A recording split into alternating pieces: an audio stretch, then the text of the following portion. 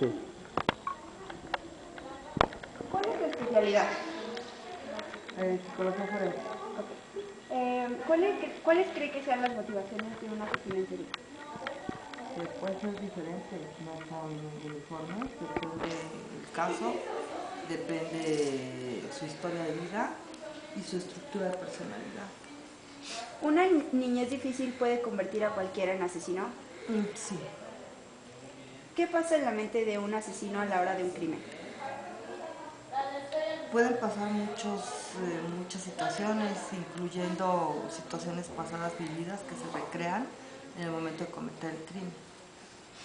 Ok, por ejemplo, cuando está cometiendo un crimen, la culpabilidad, digamos, ¿por qué no la siente? Porque su cerebro está enfocado al acto de matar. Desde luego no hay una capacidad de razonamiento ni de ponderar la conducta, ¿no? En muchas ocasiones se menciona como una mirada de túnel enfocada en ese momento a la víctima, a terminar con su vida o a dañarla, pero la posibilidad de razonamiento no existe. ¿Hombres y mujeres somos igual de propensos a asesinar a alguien? Sí, por supuesto. ¿Se puede reprimir el instinto asesino?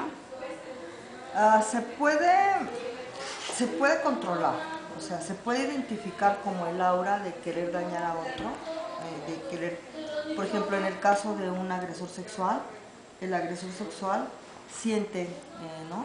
Por ejemplo, si es de niños, ve un niño y entonces tiene el instinto de dañarlo, por ejemplo, de violarlo, ¿no?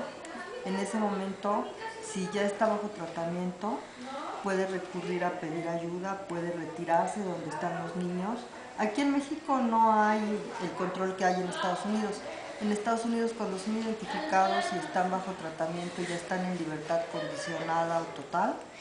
Ellos cuando, por ejemplo, evitan ver pornografía, no pueden vivir en lugares donde hay niños, no pueden estar en lugares, en parques, junto a escuelas, ni trabajar en sitios donde hay niños, ¿no? Entonces, esto les permite evitar el cometer un crimen, les ayuda y les posibilita a solicitar que un tercero les escuche o venga y los auxilie. Se puede controlar, pero no es algo que tenga cura, o sea, no es algo que tenga una rehabilitación total, es una conducta que debe estar bajo control. Hay asesinos seriales que están en reclusorios psiquiátricos que nunca salen de ahí por su peligrosidad, incluso en México, aquí en México, hay un asesino serial que estuvo en Lecumberri, está ahorita en el psiquiátrico que está en la salida a Puebla, en el Samuel Ramírez, y él dentro de ese psiquiátrico volvió a cometer un crimen.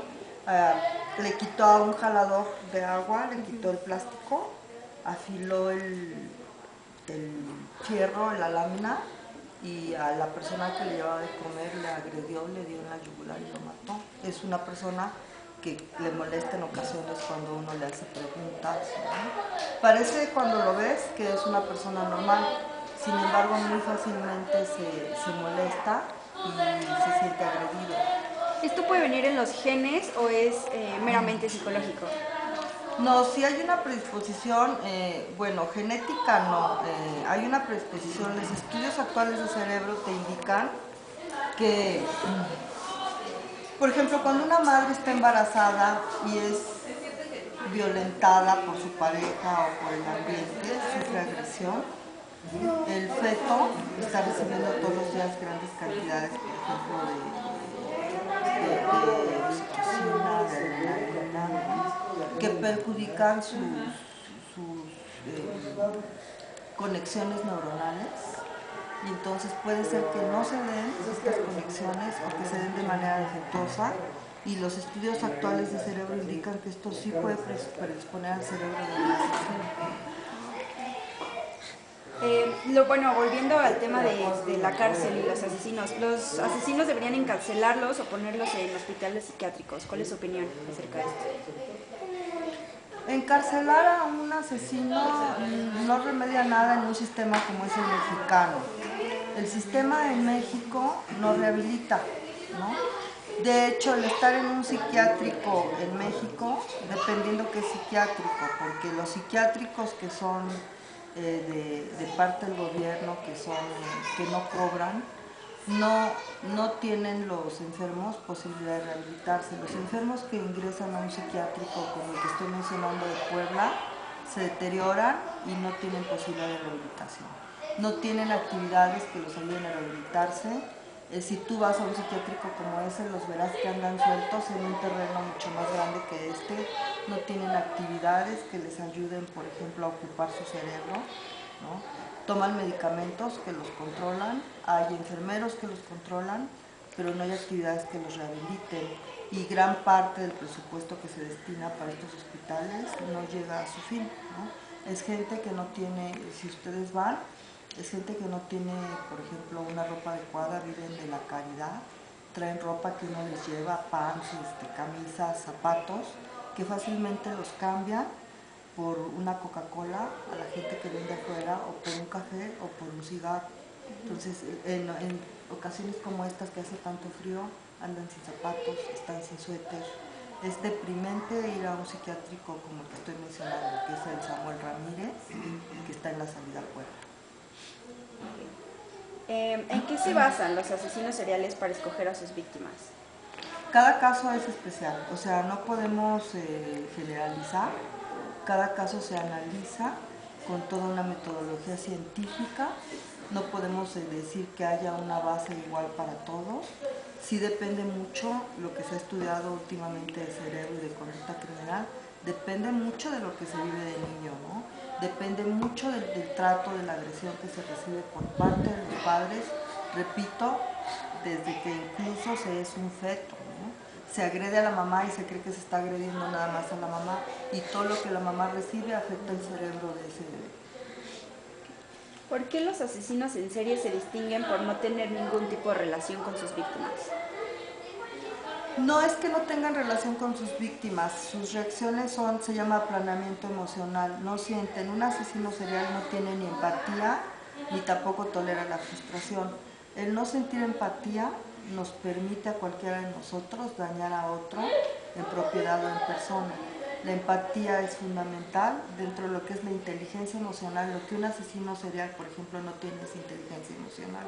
No tiene empatía ni tiene tolerancia a la frustración, lo cual lo lleva a parecer como una persona con aplanamiento emocional. Entonces, por ejemplo, hay adolescentes que han matado a sus hermanos, a 3 hermanos. Un caso que hubo en Santa Mónica por 78, 79. Este niño mata a sus 3 hermanos y hoy por hoy él ya salió obviamente del tutelar y él no muestra ninguna culpa, ningún sentimiento de consideración hacia sus padres, ¿no? Acabó con su familia porque mató a sus 3 hermanos más pequeños, ¿no? Y hoy por hoy él no tiene arrepentimiento porque no hay posibilidad de empatía. Si ustedes me preguntan, la infancia de ese muchacho fue llena de vejaciones, de quehaceres que no le correspondían. Por ser el hermano mayor tenía que cuidar de los hermanitos, no podía disfrutar de su adolescencia, no podía tener una mascota, hacía las veces de mamá mientras la mamá trabajaba, ¿no? Entonces, lo que sí hay en común, por ejemplo, en varios asesinos seriales, en varios delincuentes, en varios secuestradores, es que durante su infancia fueron maltratados dentro de su familia nuclear. Y el maltrato no solamente es físico, puede ser un maltrato verbal, ¿no? Puede ser negligencia, ¿no? También son niños que observan violencia entre sus padres, golpes entre sus padres, ¿no?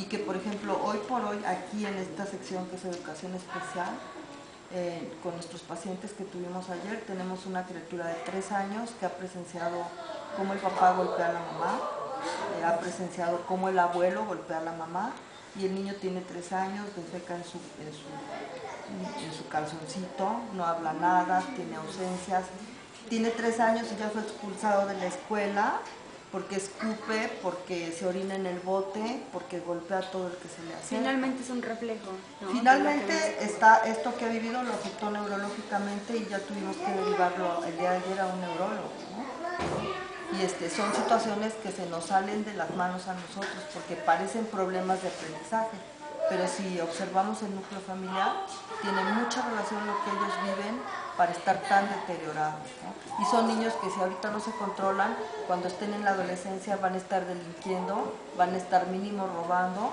y muy probablemente matando, ¿no? y en ocasiones matan al papá o a la mamá que ha sido el agresor o el tirano en la familia. Okay. ¿Hay alguna característica que compartan muchos asesinos aparte de la violencia, por ejemplo, en la infancia? Sí, el maltrato infantil que reciben y esta falta de empatía, de consideración hacia los demás y la nula tolerancia a la frustración. Esto se ha encontrado en un mocha orejas, en una mataviejitas, si hablamos de nuestros asesinos mexicanos, ¿no? En alguien que es capaz de ejecutar a 18 personas y hacer una narcofosa y sepultarlos ahí, ¿no? No, en un pozolero, en todos estos asesinos que vemos recientemente. Y bueno, una última pregunta. Charles Manson, uno de los considerados asesinos en serie más grande de todos los tiempos, aunque él solo fue autor intelectual de los crímenes, tiene libertad condicional, bueno, opción a libertad condicional en el 2012. ¿Qué opina de la libertad condicional? ¿Qué opino? Que es una estupidez. Ajá. Es lo mismo si ustedes entran en internet y buscan a Garavito. Garavito es un asesino, es un violador de niños y de adolescentes hombres. Mató a casi 300 niños y 300 jóvenes y al parecer ya está libre, ¿no? Es gente que no tiene posibilidad de rehabilitarse y que en cuanto haya algo que dispare la conducta lo va a hacer, ¿no? Un actor intelectual es más peligroso que el que ejecuta, porque un actor intelectual tiene un CI alto, tiene un coeficiente intelectual alto. Entonces, la posibilidad de que vuelvan a manipular gente para que ejecute sus crímenes es muy alta. Es gente que la verdad se debería de quedar confinada en instituciones que tuvieran la posibilidad de darles actividades terapéuticas, ¿no? Pero en México, para prevenir los asesinos seriales tenemos que trabajar lo que son los niveles de prevención con las familias que están todavía funcionando, ¿no? El decirle a los padres por qué no es conveniente que los hijos presencien agresión, por qué no es conveniente agredirlos a ellos, vejarlos, ¿no? Humillarlos, porque todo esto tiene consecuencias a largo plazo. Bueno, eso es todo. Muchísimas gracias. No, ¿de qué?